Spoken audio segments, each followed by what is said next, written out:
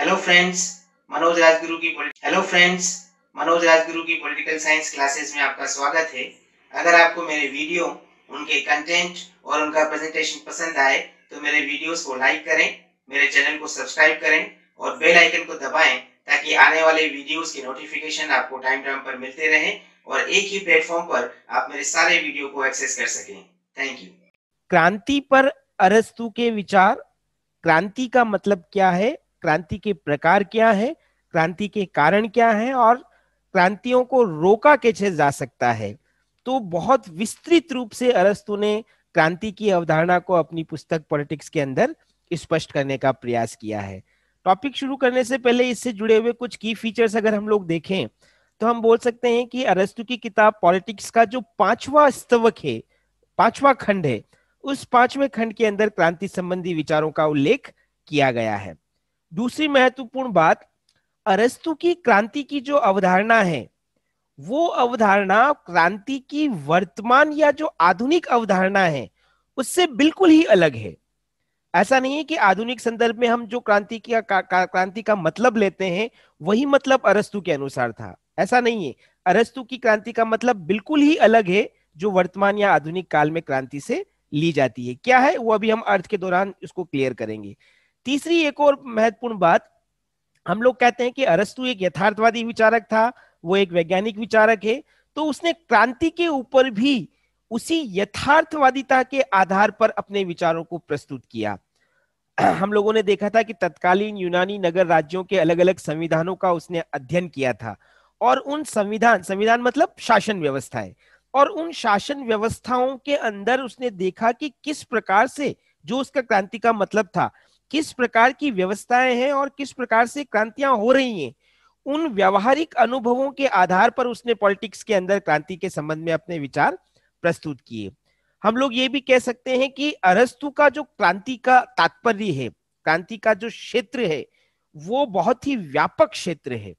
उसने जिस रूप में क्रांति की अवधारणा की विवेचना की वो विवेचना सीमित ना होकर बहुत ही व्यापक रूप से हम उसको बता सकते हैं। और लेकिन भले ही उसकी क्रांति की अवधारणा पर उसने बहुत विस्तृत रूप से प्रकाश डाला है, लेकिन अरस्तु के क्रांति की अवधारणा में क्रांति का अधिकार और क्रांति के औचित्य, इन दो संदर्भों को अछूता रखा गया है। मतलब इन दो संदर्भों पर उसने विशेष प्रकाश नहीं डाला है, क्रांति के अधिकार और क्रांति के औचित्य पर। बाकी जितने भी क्षेत्र हैं जिसे मैंने बताया, क्रांति का अर्थ, क्रांति के प्रकार, क्रांति के कारण, अलग अलग संविधानों में क्रांति के कारण, क्रांति के उपाय, उन पर उसने विस्तृत रूप से विचार पॉलिटिक्स के अंदर प्रस्तुत किया। तो ये कुछ की फीचर्स थे जो हम लोग इसके बारे में बता सकते हैं। अब हम बात करते हैं क्रांति का अर्थ क्या है, क्रांति की अवधारणा से तात्पर्य क्या है। उसको अगर हम देखें तो पहले जैसे कि अभी हमने कहा था, अरस्तु की क्रांति की अवधारणा आधुनिक क्रांति की अवधारणा से अलग है। तो पहले हम आधुनिक संदर्भ की चर्चा करते हैं। आधुनिक संदर्भ में क्रांति है क्या। आधुनिक संदर्भों में जब हम क्रांति की बात करते हैं तो क्रांति से तात्पर्य जनता या जनता के किसी एक वर्ग के द्वारा शासन या राज्य के विरुद्ध किए जाने वाला विद्रोह है। दो बातें यहां पर हम लोग कर रहे हैं, विद्रोह, ठीक है, और वो किसके द्वारा किया जा रहा है, या तो समस्त जनता के द्वारा या जनता के किसी एक भाग के द्वारा। अब ये विद्रोह दो तरह से है, एक तो सशस्त्र विद्रोह जिसमें हथियारों का प्रयोग किया जा रहा है, अथवा मूल्यात्मक विद्रोह। मूल्यात्मक विद्रोह का मतलब विचारों के आधार पर यह विद्रोह हो रहा है। तो जनता या जनता के किसी एक वर्ग के द्वारा सशस्त्र अथवा मूल्यात्मक विद्रोह जो किया जाता है उसको आधुनिक संदर्भों में क्रांति कहा जाता है। और इस क्रांति का मुख्य जो उद्देश्य है वो उद्देश्य क्या है, सत्ता में परिवर्तन, सत्ता में बदलाव लाना। ये आधुनिक अर्थों में क्रांति का तात्पर्य है। लेकिन जैसे कि हमने कहा, इससे बिल्कुल ही अलग है अरस्तु की क्रांति। अरस्तु की क्रांति का तात्पर्य इस आधुनिक अर्थ से मेल नहीं खाता है। तो अरस्तु के अनुसार क्रांति क्या है। पहली बात, एक शब्द याद रखना आप, परिवर्तन, ठीक है, और दूसरा शब्द संविधान अथवा शासन। हम लोगों ने पिछले चैप्टर के अंदर पढ़ा था अरस्तु के अनुसार जो शासन है वही संविधान है, और जो संविधान है वही शासन है ना। तो इन दोनों शब्दों को याद रखो तो आपको क्रांति का मतलब समझ में आ जाएगा। अरस्तु ये कहता है कि शासन अथवा संविधान में होने वाला परिवर्तन क्रांति है। सिंपल सी बात, एक लाइन की परिभाषा, शासन अथवा संविधान दोनों का मतलब एक ही है, में होने वाला कोई भी बदलाव, कोई भी परिवर्तन, अरस्तु उसको क्रांति कहता है। दूसरा, ये बदलाव जो कि संविधान या शासन में हो रहा है, ये सामान्य भी हो सकता है, आंशिक रूप में भी हो सकता है, या आधारभूत पूरी तरह से भी हो सकता है ना। तो इन दोनों बातों को अगर हम जोड़ दें, पहला जो अर्थ अभी हमने देखा और दूसरा, इन दोनों बातों को जोड़ दें तो क्या मतलब निकलेगा? शासन अथवा संविधान में होने वाला किसी भी प्रकार का सामान्य अथवा आधारभूत परिवर्तन क्रांति है ना। यह परिवर्तन छोटा भी हो सकता है, यह परिवर्तन बड़ा भी हो सकता है, लेकिन छोटा परिवर्तन है तब भी क्रांति कहलाएगा और बड़ा परिवर्तन है तब भी क्रांति कहलाएगा। लेकिन यह परिवर्तन हो किस में रहा है? शासन अथवा संविधान में हो रहा है। तो इन तीन बातों को यदि हम देख लेते हैं तो हम अरस्तु की क्रांति का मतलब समझ लेते हैं। क्रांति का उद्देश्य क्या है? अरस्तु के अनुसार क्रांतियां होती क्यों है, उसके उद्देश्य क्या है? तो चार उद्देश्य बताता है, बहुत सिंपल सी बातें हैं, चार उद्देश्य अरस्तु बताता है क्रांतियों के पीछे। सबसे पहले, प्रचलित संविधान के स्थान पर नए संविधान की स्थापना। यहां पर संविधान का मतलब शासन से भी ले सकते हैं, हम ये भी कह सकते हैं प्रचलित शासन के स्थान पर नए शासन की स्थापना के उद्देश्य से क्रांतियां होती है। जैसे पिछली क्लास में आप लोगों ने पढ़ा था, संविधान का जो वर्गीकरण है वो चक्रीय सिद्धांत पर चलता है कि राजतंत्र जो है वो किस में बदलता है? निरंकुश तंत्र में बदलता है। निरंकुश तंत्र किस में बदलता है? कुलीन तंत्र में बदलता है। कुलीन तंत्र धनिक तंत्र में बदल रहा है। धनिक तंत्र किस में बदलता है? संयत प्रजातंत्र में। और संयत प्रजातंत्र भीड़ तंत्र में बदलता है। और भीड़ तंत्र पुनः वापस किस में बदल रहा है? राजतंत्र में बदल रहा है। तो ये सब शासन व्यवस्थाएं हैं। अरस्तु के अनुसार ये सब संविधान है। तो एक संविधान, जैसे उदाहरण के तौर पर राजतंत्र, वो पूरी तरह से परिवर्तित हुआ और किस में बदला? वो निरंकुश तंत्र में बदला। या निरंकुश तंत्र वो चल रहा है और उसमें क्रांति हुई और नए प्रकार का शासन या संविधान स्थापित हुआ, कुलीन तंत्र। तो ये एक प्रचलित का मतलब जो चल रहा है, जो चल रहा है संविधान या शासन, उसके स्थान पर नए शासन या संविधान की स्थापना के उद्देश्य से क्रांति होती है। यह पहला उद्देश्य। दूसरा, प्रचलित संविधान में शासक वर्ग को बदलने के उद्देश्य से क्रांति होती है।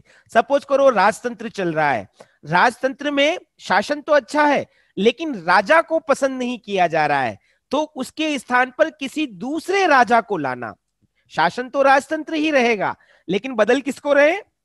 शासक को बदल रहे हैं। तो प्रचलित संविधान में शासक वर्ग को बदलने के उद्देश्य से भी क्रांति की जाती है। यह दूसरा उद्देश्य। तीसरा उद्देश्य ये बताया जाता है कि प्रचलित संविधान में गुणात्मक परिवर्तन लाने के उद्देश्य से क्रांति की जाती है। गुणात्मक उद्देश्य मतलब उसके गुणों में वृद्धि करने के लिए। सब गुण मतलब अच्छाइयां, लोगों को कुछ अधिकार दिए लेकिन कुछ और अधिकार दिए जाने के लिए क्रांति की जा रही है ना। तो ये गुणात्मक परिवर्तन है। लोकतंत्र से उदारवादी लोकतंत्र में परिवर्तन लाना।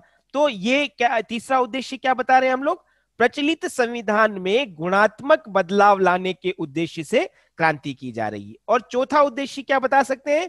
कि कोई भी संविधान जो प्रचलित है, कोई भी शासन व्यवस्था जो चल रही है, उसमें या तो नए पद का सृजन करना, नए पद को निर्मित करना, या कोई ऐसा पद जो कि महत्वहीन हो चुका है उसको समाप्त करना, पुराने पद की समाप्ति के उद्देश्य से क्रांति करना। जैसे सपोज हम एग्जांपल लेते हैं, राजतंत्र चल रहा है और राजा को यह महसूस होता है कि उसको काम करने के लिए सेनापति चाहिए, तो सेनापति का पद है नहीं तो वो सेनापति का पद सृजित कर रहा है, तो यह भी क्रांति है। अब सपोज एक एग्जांपल और लेते हैं, राजा को ये राजतंत्र में राजा को ये लग रहा है कि उसके दो मंत्री जो हैं अब उनका कोई विशेष काम नहीं है, तो उन दोनों के पद को वो समाप्त कर रहा है, तो ये भी क्रांति है ना। तो ये चार उद्देश्य हुए। वापस रिपीट कर देता हूं, प्रचलित शासन व्यवस्था या संविधान के स्थान पर नई शासन या नए संविधान को स्थापित करने के लिए क्रांति होती है। दूसरा उद्देश्य प्रचलित संविधान में शासक वर्ग को बदलने के उद्देश्य से क्रांति होती है। तीसरा, प्रचलित संविधान में गुणात्मक परिवर्तन लाने के उद्देश्य से क्रांति होती है। और चौथा, किसी भी प्रचलित शासन या संविधान में नए पद को सृजित करने या किसी अप्रासंगिक हो चुके पुराने पद को समाप्त करने के उद्देश्य से क्रांति होती है। तो अरस्तु ये 4 उद्देश्य बताता है किसी भी संविधान या शासन में क्रांति के, है ना, ये उद्देश्य हुआ। तीसरी बात हम लोग यहां पर करते हैं, अरस्तु के अनुसार क्रांतियां कितने प्रकार की होती है, क्रांतियों के प्रकार क्या हैं, उनको हम यहां पर देखने जा रहे हैं। तो सबसे पहला प्रकार अरस्तु बताता है पूर्ण अथवा आंशिक क्रांति। ये 2 प्रकार हो गए, पहला पूर्ण क्रांति और दूसरा आंशिक क्रांति। फॉर एग्जाम्पल, इन शब्दों से हम अर्थ निकालते हैं। पूर्ण का मतलब पूरी तरह से। अभी आपने एक उद्देश्य क्या देखा था कि किसी भी प्रचलित संविधान को हटाकर किसी नए संविधान को स्थापित करना, राजतंत्र को हटाकर निरंकुश तंत्र की स्थापना करना, या निरंकुश तंत्र के स्थान पर कुलीन तंत्र की स्थापना करना। तो एक पूरी व्यवस्था को हटाकर दूसरी पूरी नई व्यवस्था को स्थापित करने की जब कोशिश होती है तो इसको पूर्ण क्रांति कहते हैं। ये पूर्ण क्रांति हुई। दूसरा क्रांति का प्रकार हुआ आंशिक। आंशिक मतलब एक छोटा सा अंश परिवर्तित करना। जैसे अभी आप लोगों ने एक उद्देश्य देखा था कि शासन व्यवस्था तो वही रहेगी लेकिन शासक वर्ग को बदलना हम चाहते हैं। जैसे राजतंत्र का उदाहरण हमने लिया था कि शासन तो राजतंत्र ही रहना चाहिए लेकिन हम राजा को बदल रहे हैं, तो ये एक अंश में बदलाव किया गया। तो जब किसी प्रचलित शासन व्यवस्था में आंशिक बदलाव होता है तो अरस्तु उसको आंशिक क्रांति कहते हैं, और जब किसी प्रचलित शासन या संविधान में पूरी तरह से बदलाव होता है तो अरस्तु उसको पूर्ण क्रांति का नाम प्रदान करते हैं। तो ये 2 प्रकार हुए, पूर्ण क्रांति अथवा आंशिक क्रांति। दूसरा प्रकार, दूसरा जो हम बता सकते हैं यहाँ पर वो है रक्तपूर्ण क्रांति अथवा रक्तहीन क्रांति। नाम से स्पष्ट है, जब शासन में बदलाव करने के लिए खून खराबा हो, लड़ाई झगड़ा हो, तो ऐसी क्रांति को अरस्तु रक्तपूर्ण क्रांति कहते हैं। और इसके विपरीत जब शासन में बदलाव या परिवर्तन बिना किसी हिंसा के, बिना किसी खून खराबे के, बिना लड़ाई झगड़े के हो तो उसको अरस्तु रक्तहीन क्रांति कहते हैं। तो ये क्रांति के 2 अगले प्रकार, रक्तपूर्ण क्रांति और रक्तहीन क्रांति। तीसरी क्रांति, तीसरा जो अलग एक और हम श्रेणी बता सकते हैं वो है व्यक्तिगत क्रांति अथवा अव्यक्तिगत क्रांति। नाम से स्पष्ट है, व्यक्तिगत क्रांति अथवा अव्यक्तिगत क्रांति में व्यक्ति की बात की जा रही है।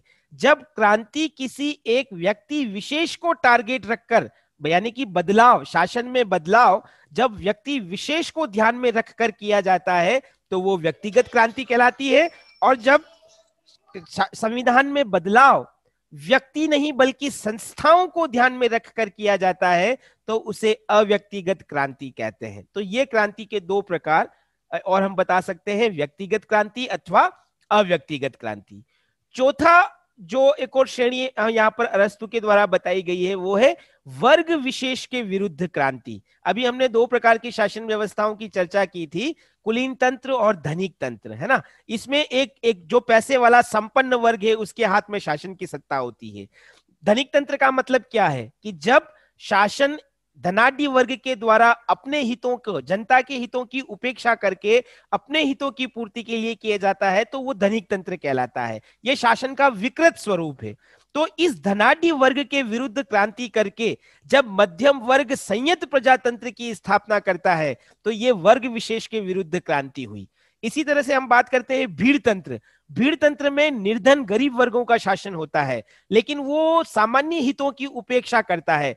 तब एक व्यक्ति आगे आकर राजतंत्र की स्थापना कर रहा है। तो ये क्रांति किसके विरुद्ध हो रही है? निर्धन वर्ग के विरुद्ध हो रही है। तो कहने का मतलब जब शासन में बदलाव या संविधान में परिवर्तन एक वर्ग विशेष के विरुद्ध रणनीति तैयार करके की जाती है तो उसको वर्ग विशेष के विरुद्ध क्रांति कहा जाता है। ये चौथी श्रेणी बताई।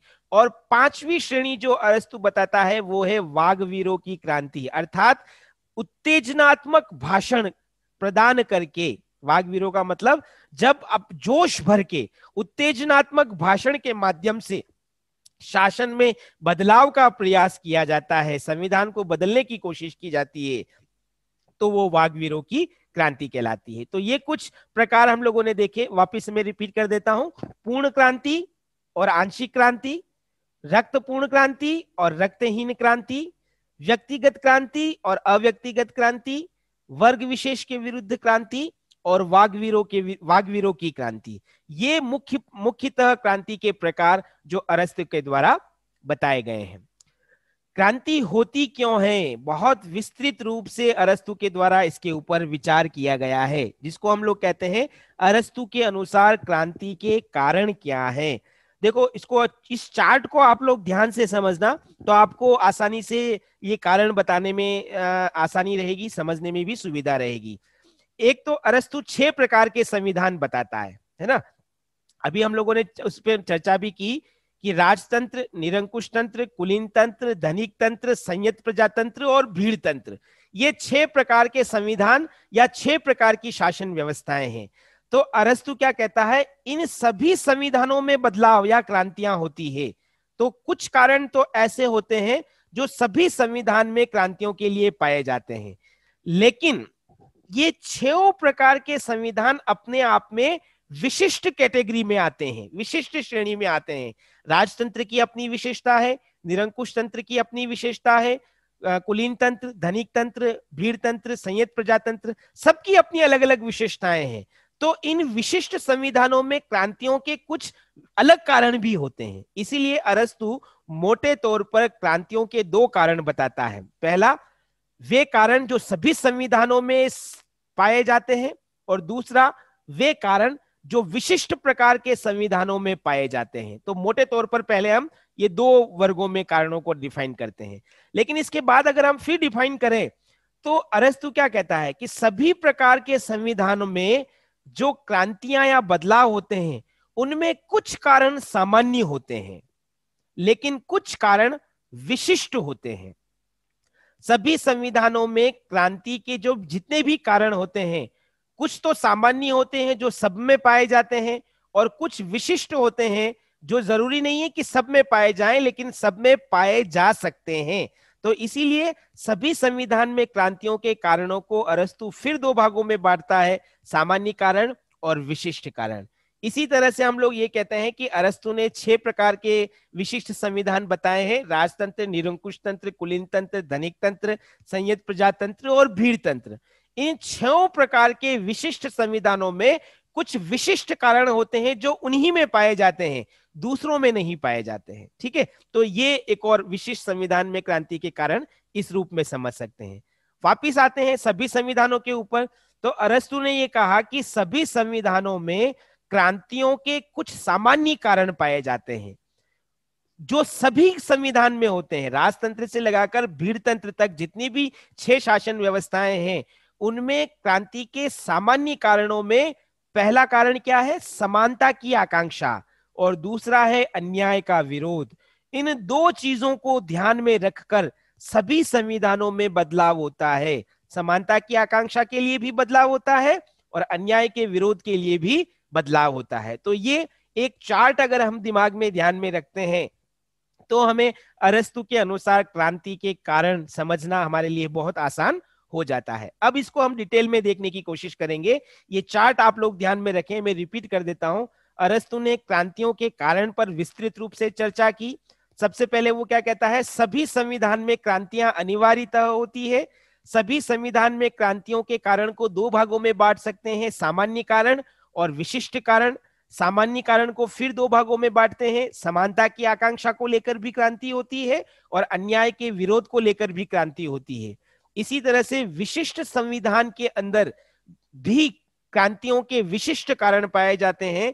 6 प्रकार के संविधान अरस्तु बताता है, 6 प्रकार की शासन व्यवस्था, और उन 6 प्रकार की शासन व्यवस्थाओं या संविधानों में क्रांतियों के कुछ विशिष्ट कारण होते हैं। तो इस रूप में वो क्रांति के कारणों की चर्चा करता है। अब हम बात करते हैं पहला, ये जो हमने कैटेगरी बताई, सभी संविधान में क्रांति के कारण, और सभी संविधान में क्रांति के सामान्य कारण क्या है। अरस्तु ने 2 प्रकार के सामान्य कारण बताए थे, पहला समानता की आकांक्षा और दूसरा अन्याय का विरोध। अरस्तु कहता है ये दोनों कारण, ये दोनों सामान्य कारण आपस में एक दूसरे से जुड़े हुए हैं। ध्यान से समझना इस कारण को, बहुत महत्वपूर्ण है। अरस्तु कहता है जितने भी प्रकार के संविधान या शासन व्यवस्थाएं हैं उनमें अनिवार्यतः क्रांति होती है, और उस क्रांति के पीछे जो सामान्य कारण है वो है समानता की आकांक्षा और अन्याय का विरोध। ये दोनों सामान्य कारण हर संविधान में क्रांति के लिए उत्तरदायी बनते हैं। इसका मतलब क्या है, इसको ध्यान से समझना। अरस्तु कहता है किसी भी समाज में रहने वाला व्यक्ति समानता की आकांक्षा रखता है। समानता की आकांक्षा का मतलब समाज में रहने वाला हर व्यक्ति ये चाहता है कि उसके साथ समानता का व्यवहार किया जाए, उसके साथ किसी भी प्रकार का विरोध, विषमता या असमान व्यवहार ना हो। असमानता का वो विरोध करता है और वो अपने साथ समान व्यवहार करने की अपेक्षा या उम्मीद रखता है। अरस्तु इसीलिए, ध्यान रखना 2 नंबर का प्रश्न आता है, अरस्तु इसीलिए असमानता को क्रांति का मूल कारण बताता है। समानता की आकांक्षा, इसका विलोम क्या हुआ, इसका उल्टा हुआ असमानता। तो क्रांति का मूल कारण क्या है, असमानता। तो असमानता को दूर करने के लिए, यानी कि समानता की स्थापना करने के लिए क्रांति होती है। सामान्य कारणों में जो हमने कहा समानता की आकांक्षा, तो समानता को स्थापित करने के उद्देश्य से क्रांति होती है। अब इस समानता को अरस्तु 2 तरह से डिफाइन करता है। ये जो दो बातें आप लोगों ने देखी ना, अब शुरू हो रही है, समानता की आकांक्षा और अन्याय का विरोध। मैंने कहा था ये दोनों एक दूसरे से जुड़े हुए हैं। कैसे जुड़े हुए हैं वो अब स्पष्ट होगा। अरस्तु ये कहता है कि समाज के अंदर 2 प्रकार की समानताएं या 2 प्रकार की असमानताएं होती हैं। ठीक है, हम समानता की बात से इसको समझने की कोशिश करते हैं। सबसे पहले निरपेक्ष समानता, और दूसरा वो बताता है आनुपातिक समानता। समानता 2 प्रकार की है, निरपेक्ष समानता और दूसरा आनुपातिक समानता। और इन दोनों प्रकार की समानताओं से असमानता उत्पन्न होती है। इन दोनों प्रकार की समानताओं से अन्याय की भावना उत्पन्न होती है। कैसे, उसको हम समझने की कोशिश करते हैं। पहली बात हम लोग बताते हैं निरपेक्ष समानता। निरपेक्ष समानता का जो लोग विश्वास करते हैं, इन निरपेक्ष समानता में उन लोगों का मानना क्या है कि हर व्यक्ति, चाहे उनकी योग्यताएं अलग अलग हो, लेकिन उनके साथ समान व्यवहार करना चाहिए। मैं एक एग्जांपल देता हूं अभी के संदर्भ में। जैसे कलेक्टर बनने के लिए विशेष योग्यताएं, विशेष परीक्षाओं को पास करना आवश्यक है ना। एक निरक्षर व्यक्ति कलेक्टर नहीं बन सकता। लेकिन जो लोग निरपेक्ष समानता में विश्वास करते हैं, वो लोग क्या कहते हैं कि बिना भेदभाव के हर व्यक्ति को बिना योग्यताओं के आधार पर जब समान व्यवहार किया जाता है तो वो निरपेक्ष समानता है। अर्थात अनपढ़ को भी कलेक्टर बना देना चाहिए, पढ़े लिखे को भी कलेक्टर बनाओ और अनपढ़ को भी कलेक्टर बनाओ। ये निरपेक्ष समानता है। अगर इस निरपेक्ष समानता को लागू कर दिया जाए, तब कुछ समाज के कुछ लोग इसको अपने खिलाफ अन्याय मानते हैं। वो कुछ लोग कौन है, पढ़े लिखे लोग। वो पढ़े लिखे लोग क्या महसूस करेंगे कि हमने पढ़ लिख कर क्या गलती करी है, जो अनपढ़ को भी हमारे जितना सम्मान दिया जा रहा है उसको भी हमारे लिए योग्य बनाया जा रहा है। तो एक वर्ग जो योग्य है, मापदंडों के आधार पर जो योग्यता रखता है, वो इस निरपेक्ष समानता को अपने खिलाफ अन्याय मानता है और इस अन्याय को दूर करने के लिए वो क्रांति करता है। तो मुझे लगता है ये आपको समझ में आया होगा। निरपेक्ष समानता का मतलब बिना किसी भेदभाव के हर व्यक्ति को, जो कि प्रकृति से उत्पन्न हुआ है, उसको समान अवसर प्रदान करने की जो नीति है उसको निरपेक्ष समानता माना जाता है। और जब समाज में निरपेक्ष समानता दी जाती है तो उस निरपेक्ष समानता को समाज का योग्यताधारी वर्ग अपने विरुद्ध अन्याय मानता है और उस अन्याय को दूर करने के लिए वो क्रांति करता है, बदलाव लाता है। तो पहला तो ये हुआ निरपेक्ष समानता। दूसरी बात हम लोग करते हैं आनुपातिक समानता, जिसको इसी का उल्टा कर दो। आनुपातिक समानता का मतलब योग्यताओं को देखते हुए अवसर प्रदान करना। जैसे टीचर कौन बनेगा, अभी वर्तमान संदर्भ में बात करें तो जो व्यक्ति ग्रेजुएट है, जिसने बीएड या एसटीसी की डिग्री कर रखी है, उसको टीचर बनाया जाएगा, है ना। उसके लिए ये एक विशेष योग्यता तय कर रखी है। अब इस विशेष योग्यता पर अगर कोई भी व्यक्ति खरा उतरता है तो उसको टीचर बनाया जा सकता है, लेकिन एक अनपढ़ को टीचर नहीं बनाया जाएगा, है ना। तो ये आनुपातिक समानता है, मतलब योग्यताओं के आधार पर अवसर प्रदान करना, इसको आनुपातिक समानता के दृष्टिकोण में हम समझ सकते हैं। लेकिन जब ये आनुपातिक समानता प्रदान की जाती है तो इसको कुछ लोग अपने विरुद्ध अन्याय मानते हैं। कुछ लोग कौन, जो कि निरपेक्ष समानता में विश्वास रखते हैं। उनका क्या मानना है कि जब ईश्वर ने हम सबको समान बनाया है तब हम सबको समान अवसर मिलने चाहिए, भले ही हमारे अंदर योग्यता है या नहीं।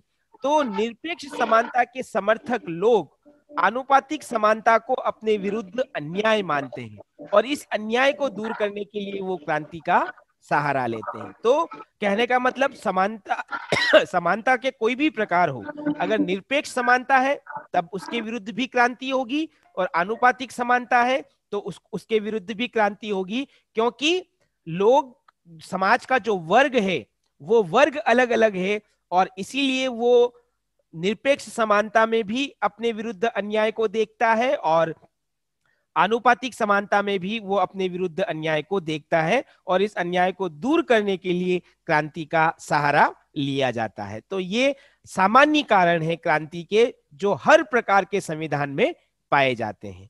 दूसरी बात जो हम लोगों ने देखी थी, अरस्तु ये कहता है कि सभी संविधानों में क्रांति के कुछ विशिष्ट कारण भी पाए जाते हैं, है ना। जरूरी नहीं है कि सब में हो, लेकिन सब में पाए जा सकते हैं। कुछ ऐसे विशिष्ट कारण हैं जो क्रांति के लिए उत्तरदायी बनते हैं, जैसे लाभ और सम्मान की इच्छा, है ना। पहला कारण, विशिष्ट कारण क्या है? देखो, समाज के अंदर कुछ, किसी भी राज्य के अंदर या समाज के अंदर कुछ लोग ऐसे होते हैं जो विशेष योग्यताएं रखते हैं, समाज को या राज्य को उनका विशेष योगदान रहता है। ऐसे लोगों की इच्छा क्या होती है कि राज्य के द्वारा हमें समय समय पर सम्मानित किया जाए, हमको लाभ प्रदान किया जाए। और जब राज्य के अंदर ऐसे वर्गों को या ऐसे लोगों को लाभ नहीं मिलता है तो वो अपने आप को उपेक्षित महसूस करते हैं, और इसी उपेक्षा के चलते वो राज्य या शासन के विरुद्ध क्रांति का सहारा लेते हैं। तो लाभ और सम्मान की इच्छा क्रांति का एक कारण बनता है, जो अरस्तु ने बताया। दूसरा, भय या डर। जैसे कि अभी कहा हमने, हर शासन में, अरस्तु के अनुसार हर राज्य में, हर शासन में या हर संविधान के अंदर नागरिकों के अलग अलग वर्ग होते हैं, और समाज का एक प्रभावशाली वर्ग, जो चाहे वंश के आधार पर हो, चाहे पैसे धन के आधार पर हो, या चाहे शिक्षा के आधार पर हो, वो प्रभावशाली वर्ग जब ये महसूस करने लगे कि शासन के द्वारा उसकी उपेक्षा की जा रही है और शासन उसके प्रति अन्याय करेगा, उन्हें कुचलने का प्रयास करेगा, उनके साथ अमानवीय या दुर्व्यवहार करेगा, तो जब ये भय उस प्रभावशाली वर्ग के अंदर आ जाता है तो वो प्रभावशाली वर्ग अपनी प्रतिष्ठा और सम्मान को बनाए रखने के लिए क्रांति का सहारा लेता है। तो ये दूसरा, भय भी एक विशिष्ट कारण है जो सभी संविधानों में क्रांति के लिए उत्तरदायी बनता है। तीसरा कारण अरस्तु बताता है धृष्टता। धृष्टता ये शासक का अपना स्वभाव है। जब शासक या शासक वर्ग अपने सत्ता के मद में, सत्ता के घमंड में इतना चूर हो जाए कि वो आम हितों की उपेक्षा करते हुए निजी स्वार्थों की पूर्ति पर ध्यान दे, और उन स्वार्थों की पूर्ति के लिए लोगों के साथ, समाज के वर्गों के साथ अमानवीय व्यवहार करे, तो शासक के इस दृष्ट व्यवहार को के विरुद्ध भी आम जनता या जनता का वर्ग क्रांति करता है। तो ये एक और शासक का व्यवहार, धृष्ट व्यवहार भी क्रांति का विशिष्ट कारण बन जाता है। इसी तरह से अरस्तु बताता है घृणा भी एक कारण है जिसके चलते सभी संविधानों में क्रांति होती है। घृणा किस किस के बीच में? घृणा शासक और शासित के बीच में भी हो सकती है, घृणा शासितों के अंदर जो अलग अलग वर्ग है उनके बीच में भी हो सकती है, और इन वर्गों के बीच में उत्पन्न होने वाली जो घृणा है वो घृणा शासक और राज्य के अंदर या शासन और संविधान के अंदर वो माहौल उत्पन्न करती है जिसके चलते लोगों के अंदर असंतोष उत्पन्न होता है और वो क्रांति का सहारा लेते हैं। कई बार शासक का या वर्गों का जो विरोधी व्यवहार है, असमानतापूर्ण व्यवहार है, वो असमानतापूर्ण व्यवहार भी नागरिकों के आपसी संबंधों में घृणा उत्पन्न करता है, और इसीलिए समाज का एक वर्ग या शासित वर्ग दूसरे वर्ग के विरुद्ध या शासक वर्ग के विरुद्ध क्रांति का सहारा लेता है। तो ये एक और अगला कारण हम बता सकते हैं। फिर अरस्तु ये भी कहता है कि राज्य के अंदर अगर किसी वर्ग की असंतुलित वृद्धि होती है तो वो भी क्रांति का एक कारण बनता है। फॉर एग्जाम्पल, हम लोगों ने जब हम संविधान का वर्गीकरण पढ़ रहे थे तब हम लोगों ने पढ़ा था कि आर्थिक वर्गों की भूमिका होती है संविधानों के निर्धारण में। धनिक वर्ग का भी होता है, मध्यम वर्ग का भी होता है, गरीब वर्ग, निर्धन वर्ग की भी भूमिका होती है। ये तीनों आर्थिक वर्ग हैं। अगर इन तीनों में से किसी भी एक वर्ग की असंतुलित वृद्धि हो, है ना, ये इन तीनों वर्गों का होना जरूरी है, इन तीनों वर्गों के बीच में संतुलन, उचित संतुलन होना भी आवश्यक है। लेकिन अगर इन तीनों में से किसी एक वर्ग की असंतुलित वृद्धि हो तो वो असंतुलित वृद्धि भी क्रांति का एक कारण बनती है। फॉर एग्जाम्पल, अगर कम संख्या वाला धनाढ्य या धनी वर्ग और ज्यादा संपन्न हो तो समाज में निर्धनों की संख्या बढ़ेगी, और वो निर्धन वर्ग क्या सोचेगा कि ये हमारे प्रति अन्याय है या हम अधिकारों और भागीदारी से वंचित हो रहे हैं, तो वो अधिकार पाने के लिए क्रांति करेंगे। इसी तरह से अगर मध्यम वर्ग की संख्या बढ़ती रही और मध्यम वर्ग अपने आप को उपेक्षित महसूस करने लगा तो वो क्रांति का सहारा लेगा। कहने का तात्पर्य, अरस्तु ये मानते हैं कि समाज के किसी भी वर्ग में यदि असंतुलित रूप से वृद्धि होती है तो वो असंतुलन क्रांति को जन्म देता है। इसी तरह से अरस्तु ये भी मानता है कि किसी भी संविधान या शासन के अंदर अगर विदेशियों का बाहुल्य हो जाए, विदेशी लोगों की संख्या अनियमित रूप से या अनियंत्रित रूप से बढ़े, तो वो विदेशी भी क्रांति को जन्म देते हैं। क्यों? इसके पीछे अरस्तु का यह मानना था कि अगर विदेशी लोग हमारे राज्य के अंदर, किसी राज्य के अंदर आते हैं तो विदेशियों की संस्कृति और मूल निवासियों की संस्कृति में अंतर होता है, और इन दोनों संस्कृतियों को मानने वाले लोग जब आपस में एक दूसरे से अंतः क्रिया करते हैं तो उनके अंदर संघर्ष या टकराव होना स्वाभाविक है।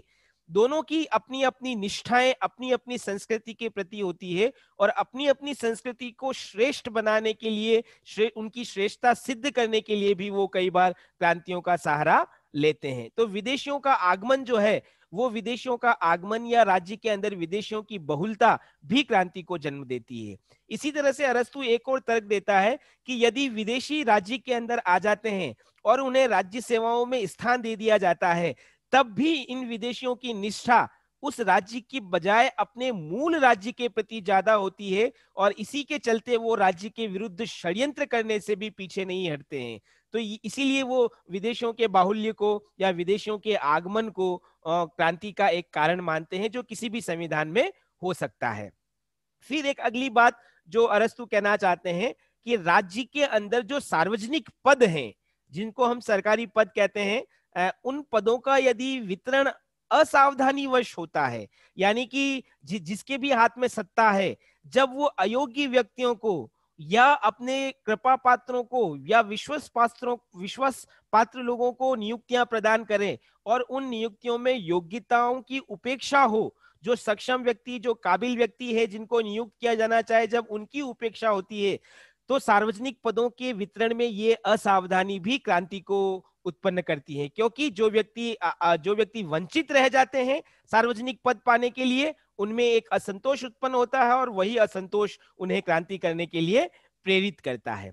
फिर एक और बात अरस्तु ये बताते हैं कि राज्य के अंदर जब अलग अलग प्रजातियां, जो नस्ल के आधार पर अलग अलग प्रजातियां हैं, अगर उनके अंदर प्रतिद्वंदिता उत्पन्न हो जाती है तो वो प्रतिद्वंदिता भी क्रांति का एक कारण बनती है, क्योंकि हर प्रजाति की अपनी एक अलग विशिष्टता होती है और वो उसी विशिष्टता के आधार पर अपने जीवन को संचालित करने का प्रयास करती है। तो ये जातीय श्रेष्ठता, प्रजातीय श्रेष्ठता एक ही राज्य में अलग अलग प्रजातियों के बीच में प्रतिद्वंदिता उत्पन्न करती है, और वही प्रतिद्वंदिता शासन के साथ जब जुड़ जाती है तो वो क्रांति का एक कारण बनती है। तो ये विशिष्ट कारण है सभी संविधानों में क्रांति के।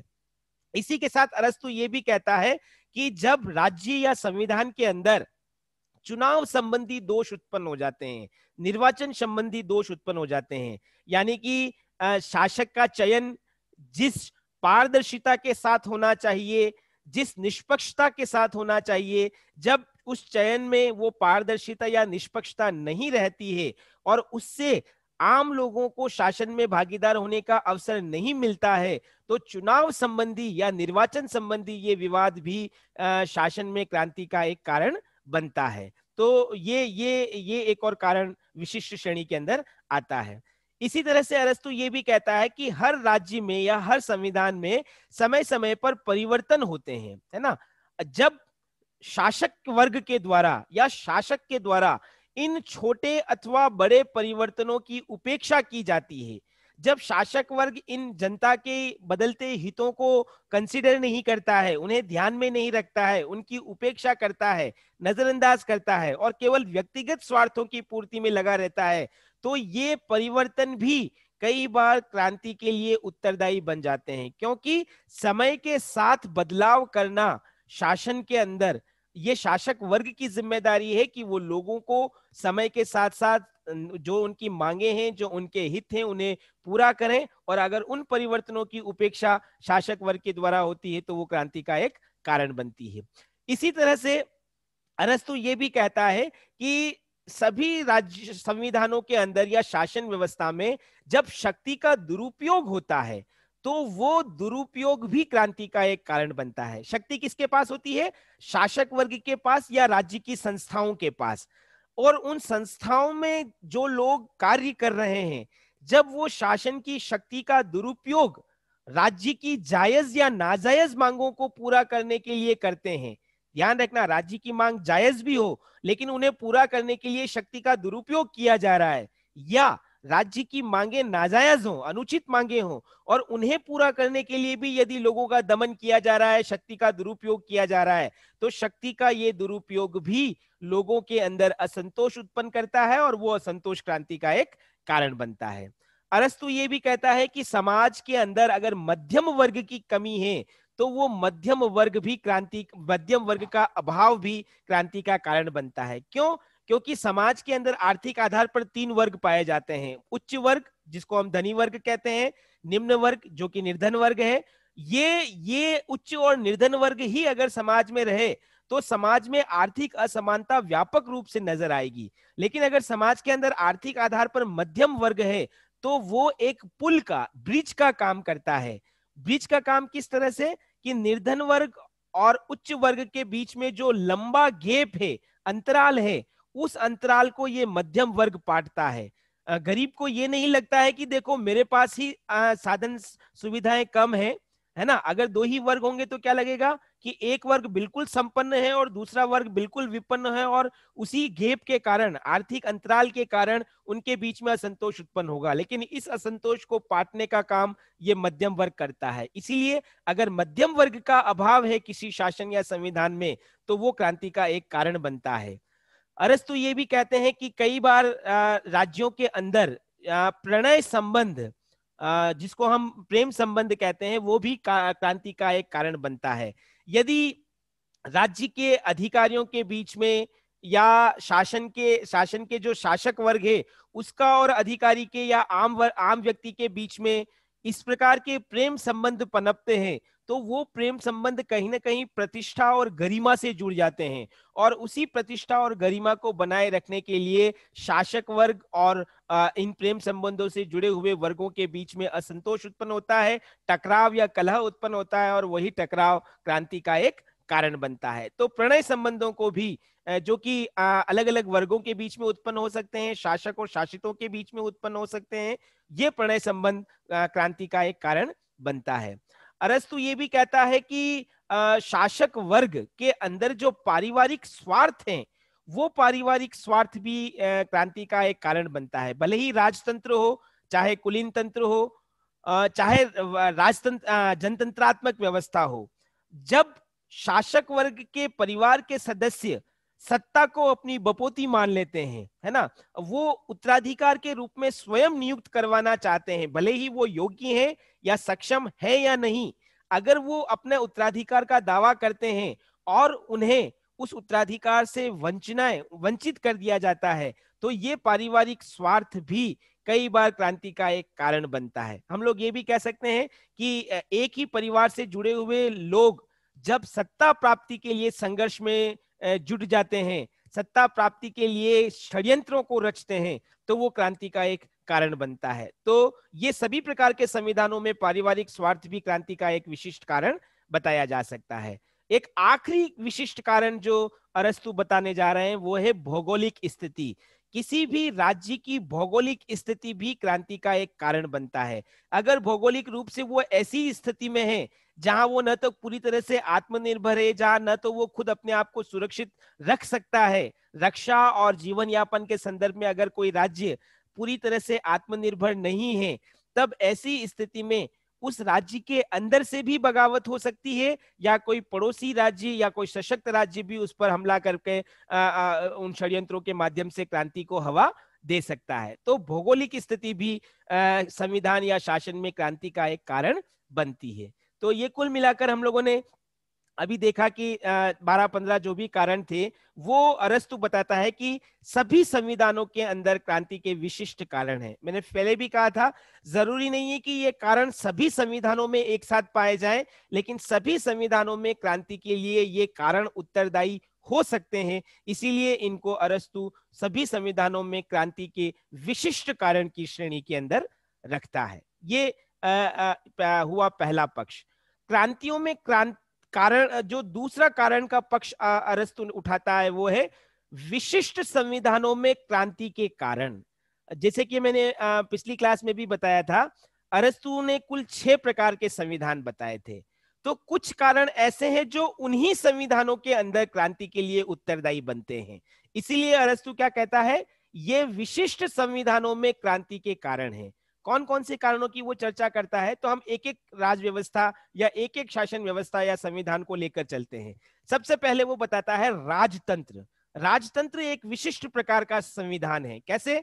इसमें एक व्यक्ति शासक होता है और वो सार्वजनिक हितों के पूर्ति के लिए शासन करता है, इसीलिए ये राजतंत्र है। अब इस राजतंत्र के अंदर पर्टिकुलर कुछ कारण हैं जिसको लेकर क्रांतियां हो सकती है। जैसे अगर राजा के द्वारा या शासक के द्वारा अगर राज्य के किसी सम्मानित व्यक्ति का अपमान किया जाए, या राजा को शासन में सहयोग देने वाले किसी प्रमुख सहायक का अपमान किया जाए, उसको उसके अधिकारों से वंचित किया जाए, तो इन लोगों में, इन सम्मानित व्यक्तियों या सहायकों में एक प्रकार का असंतोष उत्पन्न होता है, नाराजगी उत्पन्न होती है, और उसी नाराजगी के चलते वो क्रांति का, उस राजा के विरुद्ध क्रांति का सहारा लेते हैं। पहली बात।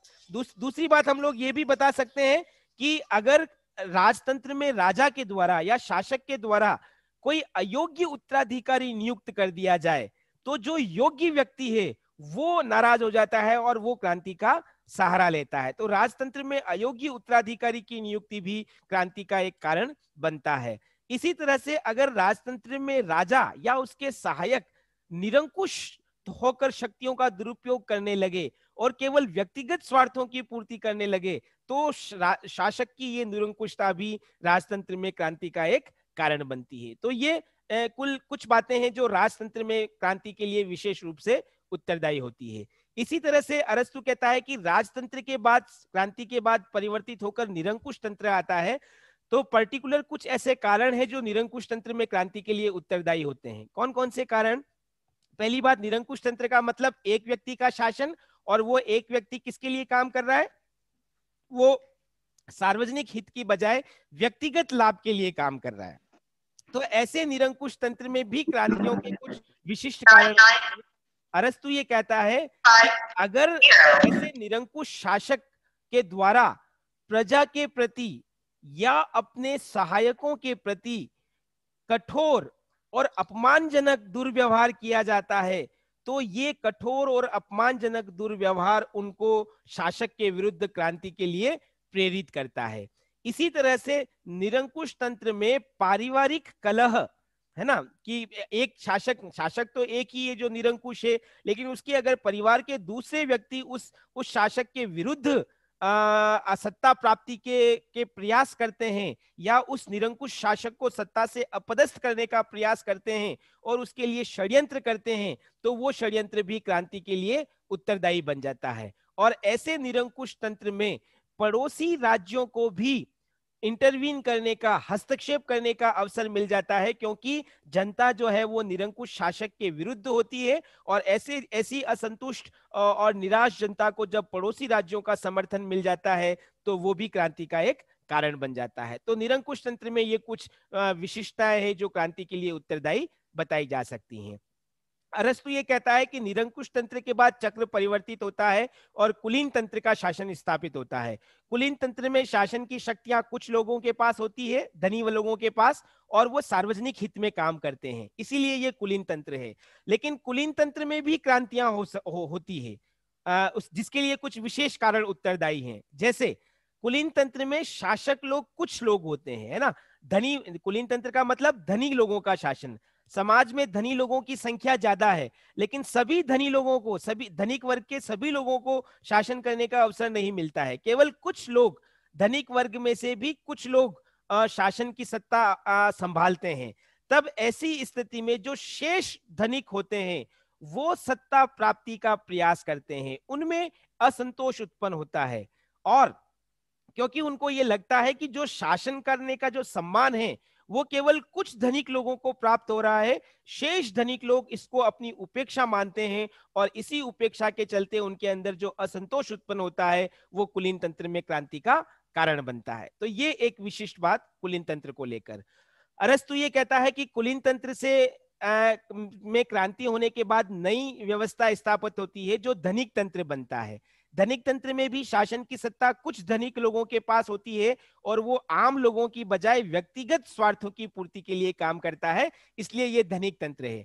लेकिन इस धनिक तंत्र में क्रांति के विशिष्ट कारण में हम क्या बता सकते हैं कि जिन चुनिंदा धनिक लोगों के हाथों में सत्ता होती है वो सत्ता के मद में इतने घमंडी, इतने चूर हो जाते हैं कि आम लोगों के प्रति उनका व्यवहार बहुत ही अमानवीय और उपेक्षित हो जाता है, और वो अपने इसी दुर्व्यवहार के चलते आम लोगों को अपने से असंतुष्ट कर देते हैं। तो एक तो ये धनिक तंत्र में शासक वर्ग का जो दुर्व्यवहार है वो क्रांति के लिए उत्तरदायी होता है। और दूसरा, धनिक तंत्र के अंदर इसी धनिक वर्ग में गुटबंदियां उत्पन्न हो जाती हैं। अलग अलग लोग, धनिक वर्ग के ही अलग अलग लोग अपनी अपनी क्षमताओं के आधार पर गुटों का निर्माण करते हैं और वो गुट सत्ता प्राप्ति के लिए प्रयास करते हैं, लाभ प्राप्ति के लिए प्रयास करते हैं, और उन्हीं प्रयासों से क्रांति का जन्म होता है। तो धनिक तंत्र के अंदर भी कुछ विशेषताएं हैं जो क्रांति के लिए उत्तरदायी होती है। जब ये धनिक तंत्र बदल जाता है और उसके बाद संयत प्रजातंत्र की स्थापना होती है, तो अरस्तु ये भी कहता है कि इस संयत प्रजातंत्र के अंदर समाज का जो मध्यम वर्ग है, जो कि बहुत बड़ा वर्ग है धनिक वर्ग की तुलना में, इस मध्यम वर्ग के द्वारा सार्वजनिक हित को ध्यान में रखकर शासन किया जाता है। यह संयत प्रजातंत्र है। इसको अरस्तु ने सबसे श्रेष्ठ शासन व्यवस्था कहा है। लेकिन इस श्रेष्ठ शासन व्यवस्था के अंदर भी क्रांति होती है। इसके पीछे कारण क्या है कि समाज के अंदर एक बड़ा वर्ग जो कि निर्धन वर्ग है वो अपने आप को उपेक्षित महसूस करता है, क्योंकि शासन में भागीदारी मध्यम वर्ग की होती है, ना कि निर्धन वर्ग की। यही निर्धन वर्ग जब शासन में समान भागीदारी की आकांक्षा रखते हुए भागीदारी का प्रयास करता है, तो यही प्रयास क्रांति के लिए उत्तरदायी बनता है। तो हम कहते हैं कि संयत प्रजातंत्र में भी निर्धन वर्ग की जो भूमिका है वो भूमिका क्रांति के लिए उत्तरदायी होती है। और अंतिम बात, संयत प्रजातंत्र से जब क्रांति होती है तो भीड़ तंत्र की स्थापना होती है। जो हमने संविधानों के वर्गीकरण में चक्रीय सिद्धांत पढ़ा था, उसमें संयत प्रजातंत्र के बाद भीड़ तंत्र आता है। भीड़ तंत्र की विशेषता क्या है? समाज का एक बड़ा वर्ग, जिसको कि निर्धन वर्ग कह रहे हैं, वो निर्धन वर्ग शासन कर रहा है, लेकिन वो निर्धन वर्ग सामान्य हित को ध्यान में रखकर शासन नहीं करता है, बल्कि व्यक्तिगत स्वार्थों को ध्यान में रखकर शासन करता है। इसीलिए अरस्तु इसको भीड़ तंत्र का नाम देता है। इस भीड़ तंत्र के अंदर भी क्रांति होती है। उसका पीछे कारण क्या है कि भीड़ तंत्र में जिस निर्धन वर्ग के हाथ में शासन की सत्ता है वो अविवेकी है, वो अपनी बुद्धि, अपनी निष्ठा, अपनी योग्यता के आधार पर शासन नहीं करता है, बल्कि ये निर्धन वर्ग भावनाओं से प्रेरित होकर शासन करते हैं। और भावनाओं से प्रेरित होने के कारण ही निर्धन वर्ग समाज का जो संपन्न और सम्मानित वर्ग है उसके ऊपर अत्याचार करता है, उनका अपमान करता है, यहां तक कि उनकी संपत्ति को शोषण की संपत्ति मानते हुए उनके ऊपर अनावश्यक कर लगाता है। जब समाज के इस संपन्न वर्ग के प्रति इस प्रकार का व्यवहार जो शासक वर्ग निर्धन वर्ग है उसके द्वारा किया जाता है, तो अभिजन वर्ग, जिसको हम संपन्न या धनाढ्य वर्ग कह रहे हैं, वो इसको अपने खिलाफ एक साजिश मानता है और उसके अंदर असंतोष उत्पन्न होता है। तो ये असंतोष भीड़ तंत्र में क्रांति का एक कारण बनता है। दूसरी बात, निर्धन वर्ग भी बहुत बड़ा है, लेकिन शासन वर्ग की सत्ता निर्धन वर्ग के भी कुछ लोगों के पास होती है। तो जिन लोगों के हाथ में शासन का नेतृत्व होता है वो नेतृत्व भी प्रभावशाली नहीं होता है, और इस नेतृत्व के द्वारा समाज के अन्य जो वर्ग हैं, जो प्रभावशाली वर्ग हैं, जो कर्मशील वर्ग हैं, उन वर्गों की न केवल उपेक्षा की जाती है बल्कि उनके ऊपर अनावश्यक आरोप भी लगाए जाते हैं। इन्हीं इन्हीं व्यवहार के परिणाम स्वरूप जो उपेक्षित, शोषित, दमनित वर्ग है वो संगठित होता है और इस भीड़ तंत्र के विरुद्ध क्रांति करता है। कई बार इनमें एक व्यक्ति आगे आता है और वो एक व्यक्ति क्रांति करके पुनः राजतंत्र की स्थापना करता है। तो ये कुछ कारण हैं जो पर्टिकुलर उन्हीं संविधानों में पाए जाते हैं जो कि अरस्तु का मानना है। तो इस पूरी बात के आधार पर अगर मैं आपको एक बार पुनः रिपीट करूं तो हम लोग ये बता सकते हैं कि अरस्तु ने संविधान में या शासन में क्रांति के कुछ कारण बताए थे। ये मैंने कहा था, ये टेबल आपके माइंड में रहनी चाहिए। पूरे कारणों को हमने दो भागों में देखा था। पहला, सभी संविधान में क्रांति के कारण, एक सामान्य कारण है, एक विशिष्ट कारण है। सामान्य कारणों में हमने कल चर्चा की थी, समानता की आकांक्षा और अन्याय का विरोध, ये दोनों आपस में जुड़े हुए हैं। उसके बाद हमने विशिष्ट कारणों की अभी चर्चा की, सभी संविधानों में क्रांति के कुछ विशिष्ट कारण भी पाए जाते हैं। और उसके बाद जो विशिष्ट प्रकार के 6 संविधान हैं, केवल उन्हीं में क्रांति के कुछ उत्तरदायी कारण होते हैं जिनके आधार पर क्रांतियां होती है। तो ये अरस्तु की पुस्तक पॉलिटिक्स के अंदर क्रांति के कारण, किस प्रकार से क्रांति होती है, उनका उल्लेख अरस्तु के द्वारा किया गया।